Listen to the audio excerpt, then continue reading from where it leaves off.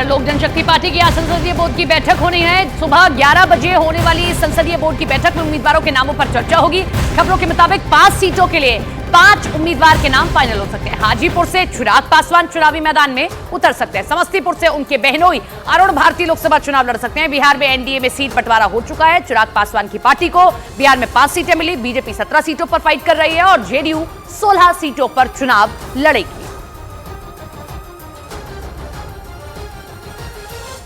अब एक नजर हाजीपुर की हॉट सीट पर दौड़ाते हैं। दरअसल एनडीए में पशुपति पारस हाजीपुर की सीट चाहते थे। ये सीट रामविलास पासवान की परंपरागत लोकसभा सीट रही है। जब तक वो जिंदा रहे वो यहां से चुनाव लड़ते रहे। हाजीपुर लोकसभा सीट से रामविलास पासवान 9 बार सांसद रह चुके हैं। हाजीपुर सीट रामविलास पासवान की पहचान से जुड़ी है। पशुपति पारस हाजीपुर सीट से ही मौजूदा समय में सांसद है। एनडीए में सीट बंटवारा हुआ। चिराग पासवान की पार्टी को हाजीपुर की सीट मिल गई और इसी पर चाचा जी नाराज हो गए।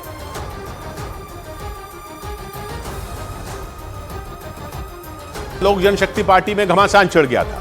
पार्टी 2 टुकड़ों में बंट गई।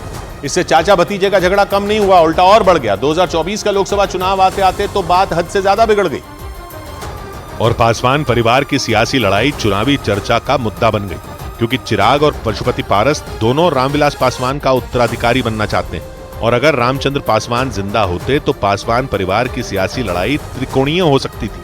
रामविलास पासवान के 2 भाई, पशुपति पारस और रामचंद्र पासवान। बातचीत के दौरान वो पशुपति पारस को अपना मैनेजर और रामचंद्र पासवान को अपना बेटा कहते थे। पासवान परिवार की अगली पीढ़ी में चिराग पासवान और प्रिंस राज हैं। चिराग पासवान रामविलास पासवान के बेटे हैं और प्रिंस राज रामचंद्र पासवान के।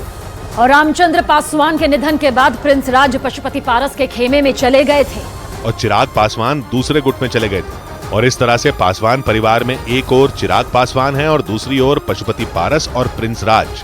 और ये दोनों खेमे रामविलास पासवान का उत्तराधिकारी बनने के लिए लड़ रहे हैं। महाराष्ट्र में एनसीपी के अजीत पवार गुट को सुप्रीम कोर्ट ने चुनाव चिन्ह विवाद पर कुछ अहम निर्देश दिए। सुप्रीम कोर्ट ने आदेश दिया कि अजीत पवार गुट को अखबारों में विज्ञापन देकर चुनाव चिन्ह से जुड़े कानूनी विवाद की जानकारी लोगों को देनी होगी।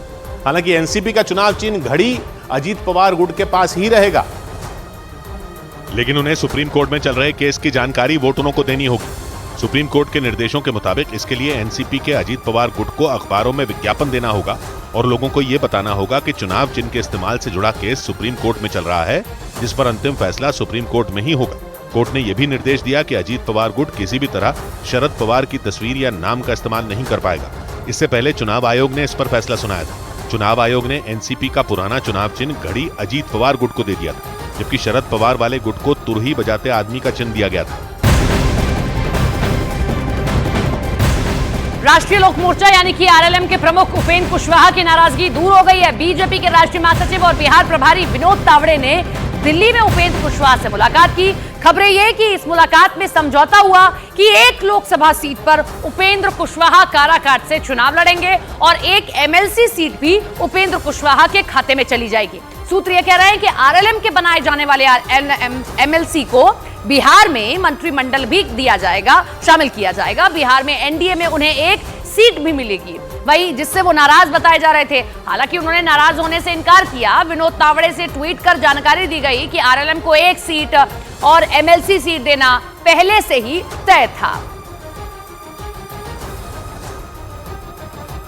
2 सीट की मांग थी। नाराज कभी हम नहीं रहे, तो एक ही सीट आपको मिली सर।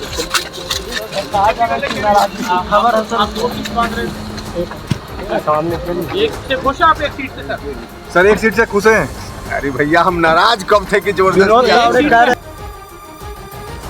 तो चुनाव अभी शुरू भी नहीं हुए कि बिहार में सियासी उलटफेर का दौर जारी है। जेडीयू के राष्ट्रीय महासचिव रहे अली अशरफ फातमी ने पार्टी से इस्तीफा दे दिया।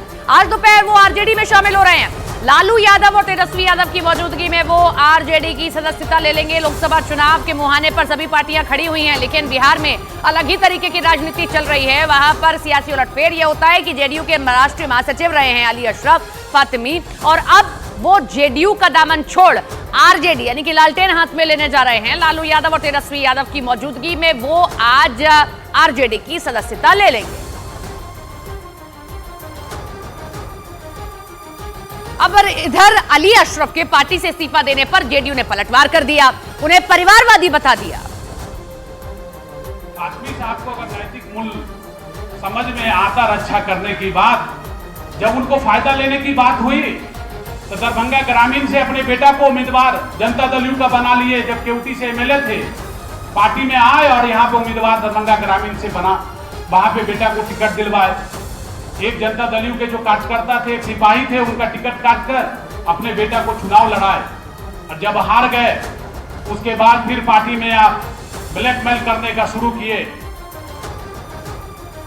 राजस्थान में इधर चुनावों की तरफ कांग्रेस बढ़ रही है, उसका कुंबा छोटा होता चला जा रहा है। खबर यह है कि पूर्व केंद्रीय मंत्री जसवंत सिंह के बेटे, बाड़मेर से पूर्व सांसद और कांग्रेस के नेता मानवेंद्र सिंह जल्द ही बीजेपी ज्वाइन कर सकते हैं। एक रोज पहले जोधपुर के एक होटल में मानवेंद्र सिंह ने मुख्यमंत्री भजनलाल शर्मा से अकेले में मुलाकात की। इस मुलाकात के बाद ही से ही कयास लगाए जा रहे हैं कि मानवेंद्र सिंह कांग्रेस को बड़ा झटका देने की तैयारी में। इससे पहले मानवेंद्र सिंह कांग्रेस की पहली लिस्ट में जो नाम आए नहीं होने से खफा चल रहे थे। मानवेंद्र सिंह बाड़मेर से टिकट चाहते थे, जबकि कांग्रेस बाड़मेर से उम्मीदवार को टिकट देने पर विचार कर ही रही है। अभी